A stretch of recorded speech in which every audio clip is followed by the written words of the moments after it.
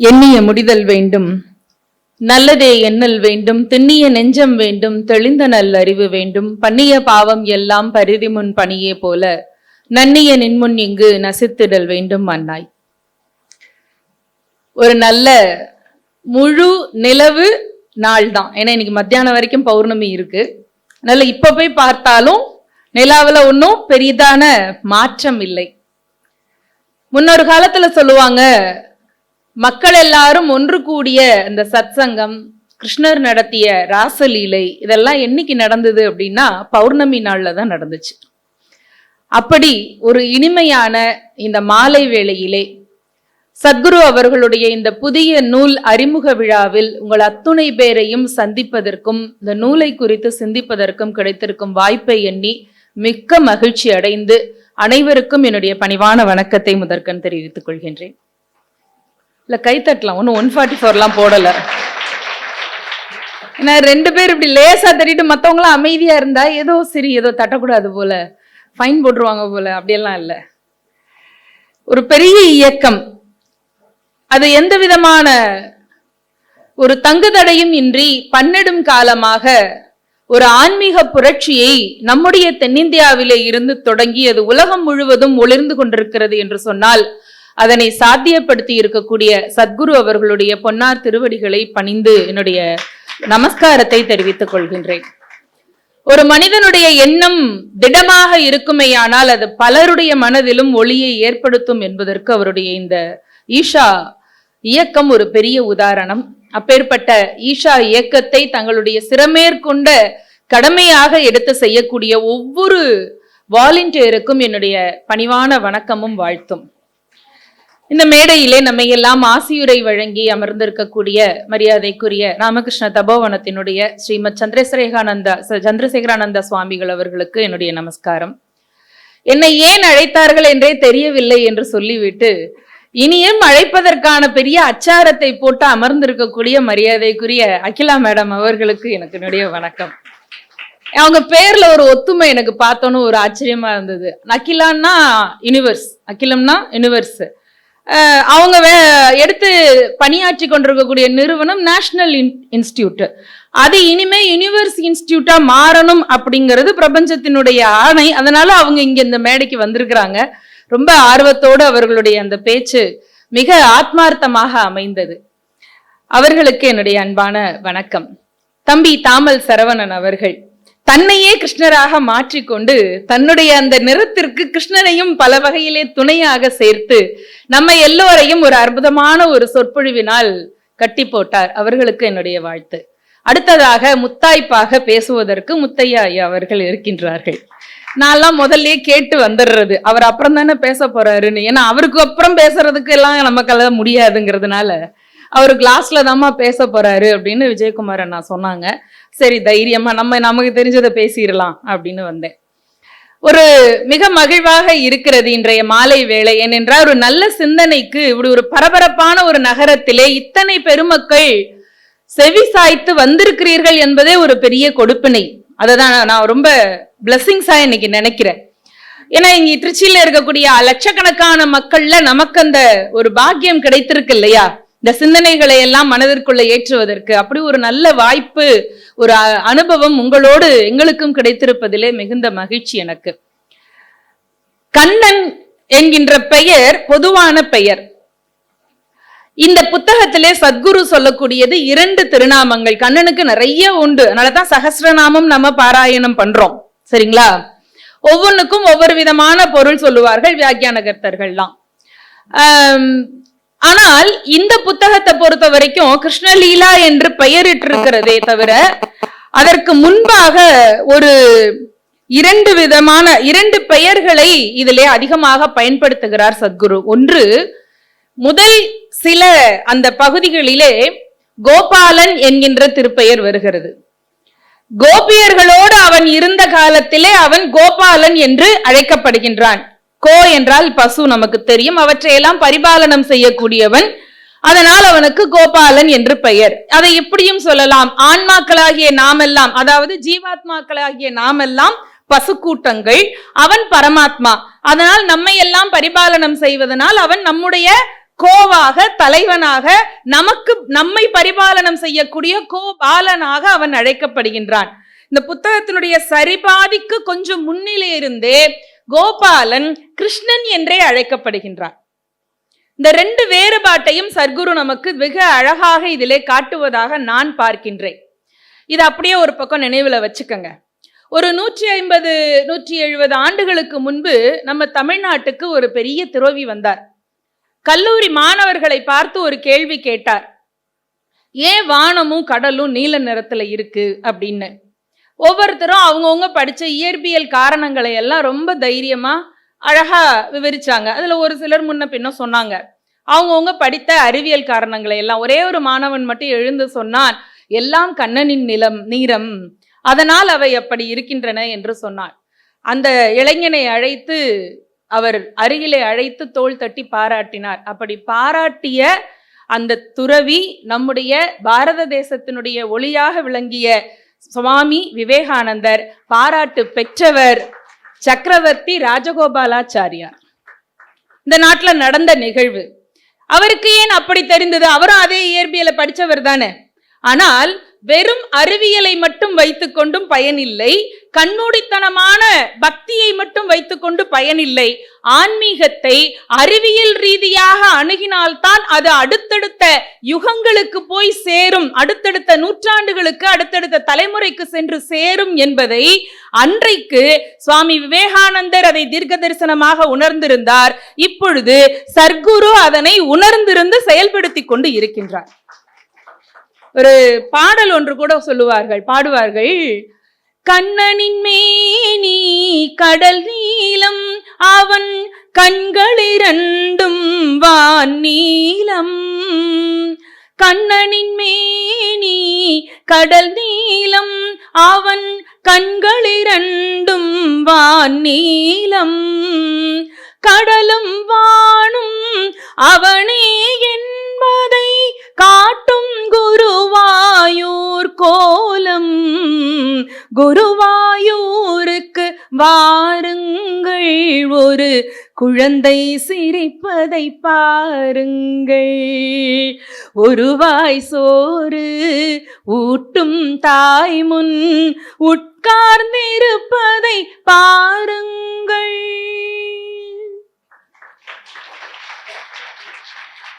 இதுல குருவாயூருக்கு வாருங்கள்னா சந்நிதியில இருக்கிற கிருஷ்ண பரமாத்மாவை பாருங்கன்னு சொல்லல. சாப்பாடு ஊற்ற தாய்க்கு முன்னால ஒரு குழந்தை உக்காந்துருக்கு பாருங்க அன்னப்பிராசனத்துக்கு, அந்த குழந்தைய பாருங்கன்னு சொன்னா அதனுடைய பொருள் என்னன்னா, கருவறைக்குள்ள இருப்பவன் மட்டும் கண்ணன் அல்ல, உங்கள் ஒவ்வொரு இல்லத்திலும் பிறந்திருக்கும் ஒவ்வொரு குழந்தையும் கண்ணனின் அம்சம்தான் என்பதை நமக்கு சொல்லுகிறார்கள். அப்பேற்பட்ட அந்த கண்ணனுடைய பல பரிமாணங்கள், அதிலும் கோகுலத்திலே அவன் யசோதையோடு அடித்த அந்த குறும்புகள் அத்தனையும் படிக்க படிக்க படிக்க பாகவத கதைகள் பெரியவர்கள் நிறைய பேர் சொல்லி நாம கேட்டு வளர்ந்திருப்போம். இருந்தாலும் கூட உண்மையிலேயே சொல்லுகிறேன், இந்த புத்தகத்திலே கண்ணன் அடிக்கும் அந்த கூத்துகளை படிக்கும் பொழுது மீண்டும் ஒரு முறை நாமே நந்தகோபருடைய அந்த கோகுலத்திற்குள்ளே போன ஒரு உணர்வு நம்முடைய மனதிற்குள்ளே வருகிறது. அப்பேற்பட்ட அங்கே எல்லா சிறுவர்களோடையும் விளையாடி கொண்டிருக்கிறார் கண்ணன். அப்படி விளையாடுற பொழுது சின்ன பிள்ளைங்க எப்பவுமே ஒரு பந்தயம் வச்சுக்குவாங்கல்ல, நான் அதை பண்றேன் இதை பண்றேன் அப்படின்னு ஒருத்தருக்கு ஒருத்தர் பந்தயம் வைத்துக் கொள்ளுகிறார்கள். கண்ணனுடைய பந்தயங்கள் கொஞ்சம் விவகாரமாவே இருக்கும் எப்பவுமே. அவன் வைத்த பந்தயம் என்னன்னா, அங்கே ஒரு பெரிய காளை மாடு அங்க கோகுலத்திற்குள்ளே இருந்திருக்கிறது. அந்த காளை மாட்டுக்கிட்ட யாரும் போக மாட்டாங்க. அதுக்கு ஹஸ்தின்னு பேரு. ஹஸ்து அப்படின்னா யானைன்னு பேரு, யானைன்னு பொருள் வரும். ஆனா இந்த காளமாட்டுக்கு ஹஸ்தின்னு பேரு. அப்படின்னா யானை மாதிரி அவ்வளவு பெருசா இருக்குமா அந்த காளமாடு. எல்லாரும் இது மாதிரி ஒரு பௌர்ணமி நாள்ல உட்கார்ந்து சிறுவர்கள்லாம் விளையாடி கொண்டிருக்கிற பொழுது கண்ணன் சொல்றான், நான் அந்த ஹஸ்தினை அது மேல சவாரியே பண்ணுவேன் அப்படின்னு சொல்றான். எல்லா நண்பர்களும் சிரிக்கிறாங்க, பலராமர் உள்பட. அது கிட்டக்க போனோம்னாலே அது ஒரு மூச்சு விட்டதுனாலே நம்ம எல்லாம் பறந்து ஓடி போயிடுவோம். நீ போய் அது மேல ஏறி சவாரி பண்ண போறியாக்கம், போப்பா அப்படின்ட்டு போயிடுறாங்க. இது முதல் பௌர்ணமியில நடந்தது. ஒரு மாதம் ஓடிச்சு. அடுத்த பௌர்ணமி இன்னும் ஒரு 2-3 நாள்ல வரப்போகுது. தினம் இந்த சிறுவர்கள் எல்லாம் யமுனை நதியில கரையில நின்று விளையாடுறதுங்கிறது மாலை வேளையில வழக்கமா இருக்கும் இல்லையா? இந்த விளையாட்டுகள்ல அதிகம் கண்ணன் பங்கெடுக்கவே இல்லை. அந்த 27 நாள்ல பலராமர் கேட்டாரு, என்ன நீ ஆளை காணோம், பயந்துட்டியா? அடுத்த பௌர்ணமி வரப்போகுது, காளமாட்டு மேல சவாரி பண்ணணும்னு நாங்கெல்லாம் உன்னைய பார்த்து சொல்லுவோன்னு பயந்து தானே ஓடி ஒளிகிற நீ அப்படின்னு. இவர் சொன்னார், பாத்துக்குவோம் பௌர்ணமி அன்னைக்கு என்று சொல்ல, எல்லாரும் எதிர்பாராத விதமாக பௌர்ணமி அன்னைக்கு அந்த காளமாட்டு மேல கண்ணன் சவாரி செய்து வருகிறான். கூட ராதையும் உட்கார்ந்து வர்றான். இந்த காளமாடு பிச்சுக்கிட்டு ஓடுது ஊர் முழுக்க. ராதை பின்னாடி உட்கார்ந்து கண்ணனை இறுக்கி பிடிச்சிட்டு இருக்கா. இதுக்கப்புறம் தான் எனக்கு ஒண்ணு புரிஞ்சுது, நம்ம ஊர் பெண்மணிகள்லாம் ஏன் வீட்டுக்காரர் யமஹா பைக்கை எடுத்து ஓட்ட ஆரம்பிக்கும் போது பின்னாடி உட்காந்து புறம்போக்கு நிலத்தை வளைச்சு பிடிச்ச மாதிரி இப்படி பிடிச்சி தொப்பையை இழுத்து பிடிச்சிட்டு போறாங்கன்றது அப்புறம் தான் தெரிஞ்சிச்சு எனக்கு. ஏன்னா கண்ணன் பின்னாடி உட்காந்த ராதை அவளுக்கு பயம் இருந்திருக்கும். ஏன்னா மாடு அப்படி பிச்சுக்கிட்டு ஓடுது. நந்தகோபம் முழுக்க, கோகுலம் முழுக்க அப்படியே வெறி கொண்டு ஓடுது. ஆனால் கண்ணனும் ராதையும் அதுல ரொம்ப உல்லாசமா சவாரி செய்து மீண்டும் அது புறப்பட்ட இடத்துக்கே வந்து நிக்கிறது. எல்லாரும் கூடி நின்று கை தட்டுறாங்க. கண்ணனுக்கு ஒரே பாராட்டு மழை. எப்படிரா கண்ணா இது உனக்கு சாத்தியமாச்சுன்னு கேட்டா, அப்ப கண்ணன் சொல்றான், நீங்கெல்லாம் ஏதோ சாயங்கால நேரத்துல நான் ஓடி ஒளிஞ்சதை நினைச்சிட்டு இருக்கீங்க. என்னைக்கு நான் சபதம் போட்டேனோ அன்னைக்கே மாலை முதலே அந்த ஹஸ்தின் என்கின்ற காளை மாட்டை வளர்க்கறதுக்குன்னு 2 பேர் இருப்பாங்கல்ல, பராமரிக்கிறதுக்குன்னு, அவங்களோட போய் நானும் இரவு முழுவதும் அவர்களிடத்திலேயே தங்க ஆரம்பித்தேன். அந்த 2 பேரை தவிர மற்ற யாரையும் கிட்டத்திலேயே அனுமதிக்காத அந்த காளை மாட்டோடு தினம் தினம் தினம் தினம் நானும் பழக ஆரம்பித்தேன். இனிப்பு வெல்லத்தோடு சேர்ந்த வைக்கோல அதுக்கு ஊட்ட ஆரம்பிச்சிருக்கேன். என்னெல்லாம் வேலை பார்த்திருக்கான் பாருங்க. இனிப்பு வைக்கோலை சேர்த்து அதுக்கு ஊட்ட ஆரம்பித்தேன். நாளாவட்டத்தில் அது என்னோடு அழகாக பழக ஆரம்பித்தது. எல்லோரும் முரடு என்று நினைத்து கொண்டிருந்த காளை மாடு கூட அது தன்னுடைய தற்காப்புக்காகத்தான் அப்படி செய்ததே தவிர அதற்குள்ளும் இனிமையும் அன்பும் இருக்கிறது என்பதை உங்களுக்கு காட்டுவதற்கு செய்தேன் என்றார். இது ஒரு உதாரணம். கோகுலத்திற்குள்ளே கண்ணன் செய்த லீலைகளிலே ஒன்றே ஒன்று. இதை நாம படிக்கிற பொழுது அது அப்படியே கண்ணு முன்னாலே விடுகிறது. பெருமக்களே, அங்கே இருந்து வளர்ந்த வாலிபனாக மதுராவிற்கு வருகின்றான். மாலினி என்கின்ற ஒரு பெண்ணு, பிறப்புல நல்ல அழகான பெண்ணு தான். ஆனால் இடைப்பட்ட காலத்துல அவளுடைய உடலிலே ஒரு நோய் தாக்கி அவளுக்கு உடல் கோணல் மாணலாக போய்விட்டது. அதனால அவளுடைய பெயர் திரிவக்ரான்னு பேரை வச்சுட்டாங்க. ஏன்னா முக்கோணம் மாதிரி கால் ஒரு பக்கம் இழுத்து தலை ஒரு பக்கம் தோள்பட்டைக்குள்ள போய் ஒரு நோய் தாக்கத்தினால அந்த மாதிரி ஆகிவிடுகின்றாள். 20 ஆண்டுகள் ஓடுறது அவ வாழ்க்கையில. அவளை கல்யாணம் பண்ண கணவன் அவளை விட்டுட்டு போயிட்டான். உடம்பு அஷ்டகோணலா போயிடுச்சு அப்படின்னு விட்டுட்டு போயிட்டான். அவளும் காத்துட்டே இருக்கா. அவளுக்கு என்ன வேலைன்னா வாசனை திரவியங்களை தயாரிக்கிறது தான் அவளுடைய வேலை. அவ ரொம்ப திறமைக்காரி. அதனால அவளுடைய அந்த வாசனை திரவியங்களை எல்லாம் வாங்கிதான் இந்த ராஜகுமாரிகள்லாம் பயன்படுத்திக்கிறாங்க. நல்ல அரண்மனைக்குள்ள அவளுக்கு நல்ல பழக்கம் இருக்கு. என்னதான் பழக்கம் இருக்கு, என்னதான் திறமை இருந்தாலும் மக்களுக்கு அவளுடைய ஊனம் தான் முதலிலே கண்ணிலே படுகிறது. பெருமக்களே, கம்சனுடைய அழைப்பின் பேரிலே மதுராவிற்கு வருகிறார் கிருஷ்ணனும் பலராமரும்.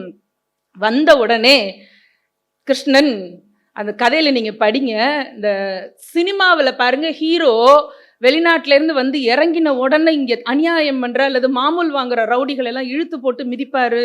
பின்னாடி நிறைய பேர் ஸ்கிரீன் பிளே எழுதுறாங்கல்ல, அதெல்லாம் இங்க கிட்டக்க நிக்க முடியாது. ஏன்னா அவ்வளவு அழகான ஸ்கிரீன் பிளே. மதுராவுக்குள்ள நுழைஞ்ச உடனே அநியாயம் பண்ற ஒரு தையல்காரனை கிருஷ்ணரும் பலராமனும் இழுத்து போட்டு தெருவில் அடிக்கிறாங்க. ஓப்பனிங் சீனே அதுதான். அப்படி ஒரு பராக்கிரமத்தோடு ஒரு இளைஞன் வந்து நிற்கிறான்னு இந்த திருவக்கரா பாக்குறா. பார்த்த உடனேயே இவன் மனசுக்குள்ள தெரிகிறது, இவன் வசுதேவனுடைய பிள்ளை கிருஷ்ணன், இந்த உலகத்தை காக்க வந்த பரம்பொருள் பரந்தாமன், உலகத்தை மட்டுமல்ல என்னுடைய பாவத்தையும் நீக்குவதற்கு வந்தவன் என்று பார்த்த மாத்திரத்திலேயே, பரமாத்மாவை பார்த்த மாத்திரத்திலேயே இந்த ஜீவாத்மா உருகி ஓடி கண்ணனோடு சென்று ஐக்கியமாகிறது. பார்த்த நொடியிலே அந்த திருவிக்ரமா என்ற திருவக்கரா என்கின்ற மாலினி என்கின்ற அந்த பெண்ணை கண்ணன் ஆற தழுவுகின்றான். 20 ஆண்டுகளாக அவள் உடலிலே இருந்த அந்த நோய் மாறி எழிலான உடம்பாக அவள் மாறி விடுகின்றாள் ஒரு நொடியிலேயே. அப்ப சத்குரு எழுதுகிறார், எல்லாரும் கண்ணனை யாரோ ஒரு வீரனாக பார்த்தார்கள். நாட்டில் அநியாயம் செய்கிறவனை தண்டிக்கக்கூடிய ஒரு பெரிய ராஜகுமாரனாக பார்த்தார்கள். ஏன்? அந்த அநியாயம் செய்பவனால் பாதிக்கப்பட்டவர்கள். தங்களுக்கு ஏதாவது கிடைக்குமா என்று அவர்களுடைய எதிர்பார்ப்பு. அந்த அக்கிரமம் செய்பவன் ஒழிந்து விட்டால் நம்மெல்லாம் நிம்மதியா இருக்கலாமேங்கிற அடிப்படை எதிர்பார்ப்பு. ஆனால் மாலினிக்கு என்ன என்றால், அவனை பார்த்த நொடியிலே தன்னுடைய உடம்பின் ஊனம் எல்லாம் அவளுக்கு நினைவிலே இல்லை. பரம்பொருளை கண்டுவிட்டேன் என்கின்ற அதே பரவசத்தோடு சென்று அணைத்துக் கொள்ளுகின்றாள். அவளுடைய ஊனம் எல்லாம் மாறி புகழுடம்பு, அருமையான ஒரு எழில் உடம்பை அடைந்து விடுகிறாள். அப்படி பிறகு கம்சனை வதம் செய்த கதையெல்லாம் அதில் ரொம்ப சுவாரஸ்யமாக வருகிறது, ரொம்ப அற்புதமாக வருகிறது. கம்சனை வதம் செய்த போது கண்ணனுக்கு வயது 16. நல்லா கேளுங்க, 16 வயதிலே கம்சனை வதம் செய்கின்றான் கிருஷ்ணன். வதம் செய்த உடனேயே மற்ற உலகத்துல உள்ள மற்ற நாடுகள்ல ஏதாவது ஒரு வீராதி வீரன் இப்படி செஞ்சா அந்த நாட்டினுடைய அரியணையில போய் உட்காருவானா? கண்ணனையும் அப்படித்தான் கேட்கிறார்கள். மதுராவிற்கு நீ அரசனாகு. மாட்டேன். ஏன் மாட்டேன்? எனக்கு அது தேவையில்லை என்று சொல்லிவிட்டு பிரத்யோதா என்கின்ற ஒரு வீரனை அங்கே அரசனாக ஆக்குகின்றான். கண்ணனுக்கு நிறைய ராஜ்யங்கள் வந்தன. நிறைய பேர் அவனுக்கு நண்பர்களாக ஆனார்கள். எதிரிகளும் உண்டு, நண்பர்களும் உண்டு. அவன் மனதில் இடம்பெற்ற அத்தனை நண்பர்களும் எங்களுடைய ராஜ்யத்தை எடுத்துக்கொள், எங்களுடைய ஊருக்கு மன்னனாக ஆகு, எங்களுக்கு நீதான் மகாராஜா என்று நிறைய பேர் சொன்னார்கள். ஆனால் கண்ணனுக்கு எந்த ராஜ்யத்திலும் எந்த அந்த அரச பதவியிலும் அவனுக்கு இஷ்டமே இல்லை. அவன் விரும்பிய ஒரே பதவி பக்தர்கள் மனதிலே அன்பான இடம் மட்டும்தான். இத்தனைக்கும் அந்த பிரத்யோதா என்கின்ற அந்த வீரன் ஆரம்பத்திலிருந்து கம்சனோட இருந்து கிருஷ்ணனை எப்படியெல்லாம் காலி பண்ணலாம்னு திட்டம் போட்டு கொடுத்தவன், சரிங்களா? ஆனால் அந்த ராஜ்யத்திலே மன்னன் பதவிக்கு அவனுக்கு தகுதி இருக்கிறது என்று கண்ணன் அவனுக்கு முடிசூட்டுகின்றான். பெருமக்களே, இதை சர்க்குரு சொல்லுகிறார். ஒரு 16 வயது பையனுக்கு இப்படிப்பட்ட ஒரு சாதனைகளை செய்யக்கூடிய பராக்கிரமம் இருப்பதே பெரிய விஷயம். அப்படிப்பட்ட வீர செயல்களை செய்து ராஜ்யத்தை கையிலே பிடித்த பிறகும் கூட அதன் மீது பற்றில்லாமல் மற்றவனுக்கு விட்டு கொடுக்கிறானே, அவன்தான் கண்ணன். எல்லாவற்றையும் செய்துவிட்டு செய்தவற்றிலே இருந்து பற்றில்லாமல் விலகுகின்றானே, அவன்தான் கிருஷ்ணன் என்று நமக்கு போதனை சொல்லுகின்றார். அடுத்தது எனக்கு ரொம்ப பிடிச்ச ஒண்ணு என்னன்னா, தெய்வீகத்தை உணரக்கூடிய வழி என்னன்னு கேட்டு சொல்லுகிறார். அப்போ சொல்றாரு ஒரு செய்தி, கௌதம புத்தர் 3 ஆண்டுகள் சாப்பிடாம இருந்தாராம், சரிங்களா? அப்ப அவருடைய சீடர்கள் எல்லாம் சுற்றி நின்று, சுவாமி சாப்பிடல, சுவாமி சாப்பிடல, இவ்வளோ பெரிய விஷயம் அப்படின்ட்டே இருந்தாங்களாம். திடீர்னு 3 வருஷம் கழிச்சு ஒரு நாள் அவர் நிஷ்டையிலேருந்து கண்ணு திறந்து, பசிக்குது, எனக்கு கொஞ்சம் உணவு கொடுன்னாராம்.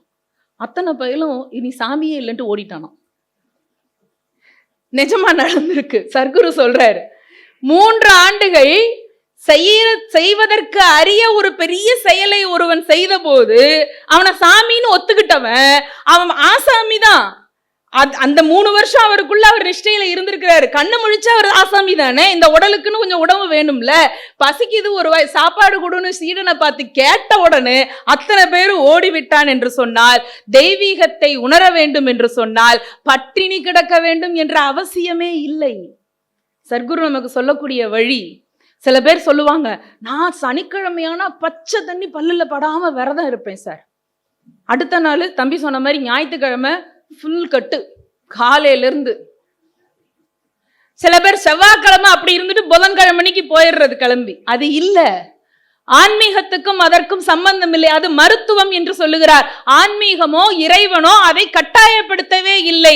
தெய்வீகத்தை உணர்வதற்கு நாம் எப்படி ஆக வேண்டும் என்று சொன்னால், அவ்வளவு பேரும் பெண்களாக மாற வேண்டும் என்று சொல்லுகிறார்.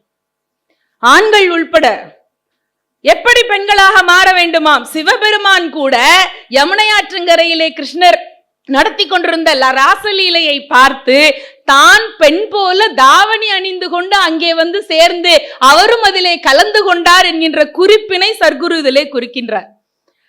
அடுத்தது இன்னொன்னு சொல்றது எனக்கு ரொம்ப பிடித்தமான ஒன்று. சூரியன் சுயமான ஒளி உள்ளது, நிலா சுயமான ஒளி இல்லாதது. சூரியனிலே இருந்து பிரதிபலிக்க கூடியது தானே நிலா. ஆனா சுயமாக ஒளிரக்கூடிய சூரியனை விட நமக்கெல்லாம் பிடித்தது அதனுடைய பிம்பத்தை வாங்கி நமக்கு அளவான ஒளியை தரக்கூடிய நிலாவைத்தான் நமக்கெல்லாம் பிடிக்கும். சரிதானுங்களே? ஏனென்றால் நில ஒளியில்தான் கவிதைகள் பிறக்கும், கலைகள் வளரும், மனிதர்களுடைய இனிமைத்தனம், மனதிற்குள்ளே இருக்கக்கூடிய இனிமையான அனுபவங்கள் வெளியிலே வரும். நில ஒளியில்தான் மூலிகை செடிகள் வளரும். சூரிய ஒளியிலே உணவு பயிர்கள் வளரும், நில ஒளியில் தான் மூலிகை செடிகள் வளரும். நிலவு நீங்க ஜோதிடத்தோட ஒப்பிட்டு பாத்தீங்கன்னா, இந்த சந்திரன் தான் மனோகாரகன் என்கின்ற ஒரு பதத்தை சொல்லுவாங்க இல்லையா, ஜோதிடர்கள்லாம் சொல்லுவாங்கல்ல, உங்களுக்கு சந்திரன் எந்த இடத்துல இருக்கோ அதை வச்சுதான் உங்களுடைய புத்தி சுவாதீனம் இருக்குன்னு சொல்லுவாங்களா? நீங்க ஆன்மீகத்தை யோசிச்சு பாருங்க. ஒவ்வொருவரும் சந்திரனுடைய அம்சமாக பெண் தன்மையோடு, சூரியன் என்பது பிதா, சந்திரன் என்பது மாதா, சரிதானுங்களே? அப்படி பெண் தன்மையோடு நாம் ஒவ்வொருவரும் இருந்து விட்டால், நாம் எல்லோரும் நமக்கென்று தனித்துவமாக எதையும் வைத்திருக்காவிட்டால், நாம் எல்லோரும் சூரியனுடைய ஒளியை வாங்கி பிரதிபலிக்கக்கூடிய நிலவை போல கிருஷ்ணனுடைய அந்த உன்மத்தத்தை வாங்கி பிரதிபலிக்கக்கூடியவர்களாக மாறிவிட்டால், அதுதான் மிக உன்னதமான ஆன்மீகம். கிருஷ்ணனோடு இரண்டர கலப்பது என்பது அதுதான் என்கிறார் நம்முடைய சர்க்குரு. அப்படி என்றால் நமக்கென்று தனித்துவமான ஒரு தன்மை இருக்கக்கூடாது. இந்த பகுதிக்கு அவர் வைத்திருக்கக்கூடிய தலைப்பு எனக்கு ரொம்ப பிடித்தமான ஒன்று, சர்க்கரை கட்டிகளாக ஆகுக என்று. சர்க்கரை கட்டியா நம்ம இருந்தா, என் தங்கம், என் சக்கரை கட்டி, என் செல்ல குட்டி, வெள்ளை கட்டி, குழந்தைய கொஞ்சம் இல்ல, சக்கரை கட்டியா நம்ம ஆகிறோம் அப்படின்னா என்ன அர்த்தம்? தண்ணீரில் கரைந்தால் நமக்கென்று உள்ளதில்லை, அந்த தண்ணீரும் நாமும் ஒரே ஒன்றாக மாறிவிடுவோம், பிரிக்க முடியாது அல்லவா? அப்படி மாறிவிட வேண்டும் என்று சொல்லுகிறார். அப்பேற்பட்ட கண்ணன் குருக்ஷேத்திரத்துக்கு வரும் பொழுது அவனுடைய அந்த பரிணாமம் ரொம்ப பெரிதாக இருக்கிறது. இதுல ஒரு நடுவில் சுவாரஸ்யமான ஒரு கதை, 2 இடம் இருக்கு. அதை நீங்க நான் முழுக்க கதையை சொல்லிட்டேன்னா படிக்கிற சுவாரஸ்யம் போயிடுங்கிறதுனால சொல்றேன். கிருஷ்ணர் கையில பாஞ்சசன்யம்ங்கிற சங்கு வச்சிருக்காருன்னு தெரியுமா நமக்கு? குருக்ஷேத்திரத்துல அதை ஊதி தானே அவர் நிறைய வேலைகள் எல்லாம் செஞ்சாருன்னு பாரதத்துல படிச்சிருக்கோமா? அந்த பாஞ்சசன்யம் எப்படி வந்துச்சுன்னு தெரியணும்னா இந்த புத்தகத்தை படிங்க. இப்ப வாங்கி படிப்பீங்களா நீங்க? சரியா? இன்னொன்னு, நம்ம பழைய விக்ரமாதித்தன் கதைகள்லாம் கேட்டிருக்கோம். ஒரு பெரிய தீவு, அந்த கடலுக்குள்ள ஒரு தீவு, அந்த தீவுக்குள்ள ஒரு மலை, அந்த மலைக்குள்ள ஒரு சந்து, அதுக்குள்ள ஒரு பொந்து, அதுக்குள்ள போனா அடிலோகத்துல நாக கன்னிகள்லாம் இருந்தாங்க. அப்படியெல்லாம் நம்ம பழைய படங்கள்ல பார்த்துருக்கோமா? இங்க படிங்க நீங்க. அப்படியே படிக்க படிக்க படிக்க அப்படியே விரியும், நம்ம கண் திரையில, மனத்திரையில அப்படியே அந்த கற்பனை விரியும். ஒரு பெரிய ஒரு இடத்துல போய் கிருஷ்ணன் ஒரு பெரிய வேலையை செய்கின்றான். ஒரு நாக கன்னி தீவு, அந்த தீவுல ஒரு அரசி, அவ பேரு லரிகா, அவளுக்கு ஒரு தங்கை, அவ பேரு அசிகா. இந்த 2 பேரையும் கேட்ட உடனே பல பெற்றோர்கள் குறிப்பு எடுத்துக்குவீங்க, இனிமே வர பிறக்கிற பிள்ளைங்களுக்கு வேணா வச்சிடலாமான்ட்டு. வேண்டாம், கதையை படிச்சுட்டு வைக்கிறத பத்தி நீங்க முடிவு பண்ணிக்கங்க. ஏன்னா அந்த பெரியவ பேரு லரிகா, தங்கச்சி பேரு அசிகா, சரிங்களா? அந்த நாக கன்னிகள் இருக்கிற தீவுக்கு கண்ணன் போகின்றான். பெரிய சாகசங்களை எல்லாம் பண்றான். எதுக்காக பண்ணுகிறான் என்று சொன்னால், தன்னுடைய குருவிற்கு தான் கொடுக்க வேண்டிய காணிக்கைக்காக போகின்றான். என்னங்க குருவுக்குன்னா ஃபீஸ் ஜிபே பண்ணி விட்டா முடிஞ்சு போச்சு, அவ்வளவுதானே? இல்ல கூட ஒரு வேட்டி சட்டை எடுத்து கொடுத்தா சந்தோஷமா வாங்கிக்க போறாரு, இல்ல வீட்டம்மாவுக்கும் ஒரு சேலை கொடுத்தா ரொம்ப சந்தோஷமா வாங்கிக்க போறாங்க. குரு காணிக்கை என்ன பெருசா? அது குருவினுடைய புதல்வனை அங்கே கடத்தி கொண்டு போய் விடுகிறார்கள். அந்த புதல்வனை காப்பாற்றுவதற்காக அந்த தீவுக்கு போகிறான் கிருஷ்ணன். அங்கே பல சாகசங்களை செல்கின்றான். நாகம் என்று சொன்னால், அது பாம்புன்னு சொன்னா படையும் நடுங்குமா? ஆனால் இங்கே கண்ணனை பார்த்த அத்தனை நாகங்களும் கண்ணனோடு ஐக்கியமாவதற்கு அங்கே காத்து கிடந்தன என்கின்ற அந்த அழகான அந்த காட்சியெல்லாம் படிக்கிற பொழுது நமக்கே திகிலாக இருக்குது. படிச்சுட்டு இருக்கும்போது பின்னாடி புசு புசுன்னு சத்தம்லாம் எனக்கு கேட்டுச்சு. கடைசியில கீதோபதேசத்திற்கு வருகின்றான் பெருமக்களே. இதுலதான் ரொம்ப எனக்கு கண்ணனை பார்த்து கவலைப்படாத தங்கம் அப்படின்னு சொல்லணும் போல எனக்கு தோணுச்சு. ஏன் தெரியுமா?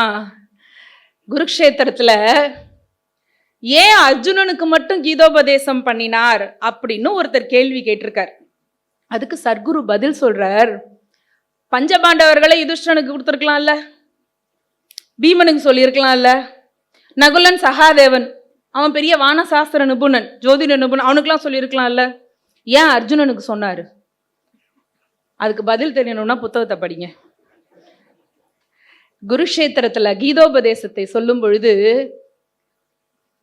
அர்ஜுனனுக்கு நிறைய உபதேசம் சொல்றாருல, அது ஏதோ எங்கேயோ நடந்தது, பாரத தேசத்தினுடைய வடபகுதியில எங்கேயோ நடந்தது, ஏதோ ஒரு யுகத்துல போன யுகத்துல நடந்துச்சுன்னு நம்ம நினைச்சிட்டு இருக்கோமா?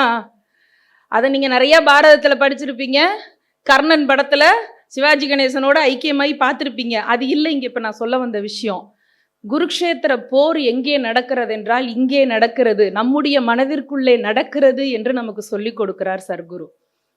ஒரு பக்கம் நம்ம நிக்கணும், எதிரில நமக்கு பிடிச்ச எல்லாம், நம்ம அம்மா அப்பா கணவனோ மனைவியோ, சாரி இதுல பிடிச்சன்றத அவங்கவுங்க போட்டுக்கோங்க, பிடிச்சா பிடிக்கலையா அல்லது வேற வழி இல்லாமலாங்கிறதெல்லாம், பெத்த பிள்ளை தத்து பிள்ளை அக்கா பிள்ளை அந்த பிள்ளை இந்த பிள்ளை, நம்ம வாங்கின வீடு, முதல்ல ஓட்டின காரு ஸ்கூட்டர், நம்ம வீட்டு நாய்க்குட்டி பூனைக்குட்டி, நம்ம வளர்க்குற ரோஜா செடி, என்னெல்லாம் உலகத்துல உங்களுக்கு பிடிக்குமோ எல்லாத்தையும் அந்த பக்கம் வைங்க சார், நீங்க இந்த பக்கம் நின்னுக்கங்க சார்.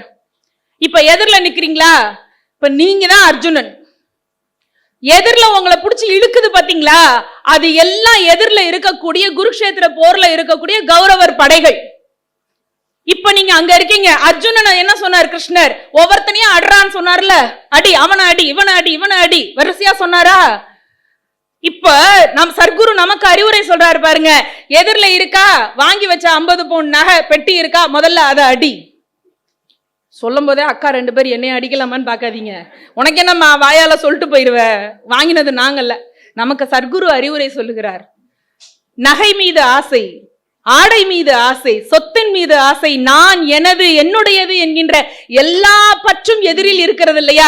ஒன்னொன்னையா தூக்கி தூக்கி தூக்கி தூக்கி கடல்ல போடுங்க, மண்ணுல போடுங்க, நெருப்புல போடுங்க, எதுலையாவது போட்டு எதுவுமே எதிரில இல்லை என்று அழித்து தரமட்டமா ஒண்ணுமே இல்லைன்னு வெற்றிடமா நீங்க நின்னு பாருங்க, அங்கே நான் இருப்பேன் என்று கிருஷ்ணன் சொல்லுகிறான் நமக்கு. ஒவ்வொருவரும் போனதுக்கு அப்புறமும் கூட கண்ணன் மனசுக்குள்ள நினைக்கிறானா, கௌரவர்கள் பக்கத்துல இருக்கிற சிற்றரசர்கள் எல்லாரையும் சமாதானப்படுத்துறதுக்கு அவன் வாழ்க்கை முழுக்க அவன் பாடுபட்டான் இல்லையா கண்ணன். நான் முதல்ல சொன்னேன்ல, அவன் தனக்கென்ற ராஜ்யத்தை எதையுமே தேடிக்கொள்ளவில்லை, ஆனால் எல்லா ராஜ்யத்திலும் தர்மம் நிலைநாட்டப்பட வேண்டும் என்று அவனுடைய பணியை செய்து கொண்டே போனான் இல்லையா.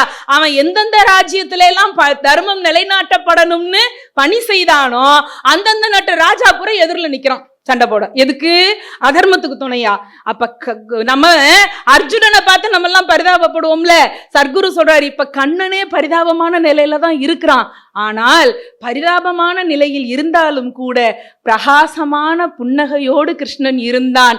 எல்லாவற்றையும் செய்துவிட்டு பற்றற்றவனாக இருக்கக்கூடிய, எந்த சிக்கலிலும் தன்னிலை மாறாதவனாக யார் ஒருவன் இருக்கின்றானோ அவன் எல்லோருமே கிருஷ்ணன் தான். பொன்மகள் பாஞ்சாலி பூந்துகில் தனை காக்க தென்றலின் வடிவாக கண்ணன் வந்தான், தென்றலின் வடிவாக கண்ணன் வந்தான். போர்முக பார்த்தனின் புயங்களை காத்திட கீதையின் வடிவாக கண்ணன் வந்தான், கீதையின் வடிவாக கண்ணன் வந்தான். ஏழை குச்சேலனுக்கு தோழமை தாழ்த்தந்து வாழ வைப்பேன் என்று கண்ணன் வந்தான், வாழ வைப்பேன் என்று கண்ணன் வந்தான். வாழிய பாடுங்கள், எப்படி?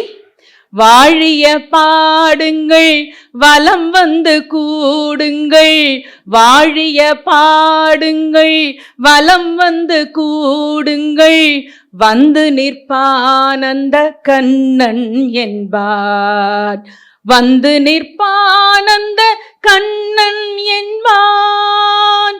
கோதையின் திருப்பாவை வாசகன் எம்பாவை கூப்பிடும் குரல் கேட்டு கண்ணன் வந்தான். கூப்பிட்டால் கண்ணன் வருவான். அந்த நம்பிக்கையை தரக்கூடிய சத்குரு அவர்களுடைய மிகப்பெரிய ஒரு படைப்பு இந்த புத்தகம். இதில் பாகவதத்தை அறியலாம், பாரதத்தை அறியலாம், யாரும் பார்த்திராத கிருஷ்ணனை உணரலாம். நன்றி, வணக்கம்.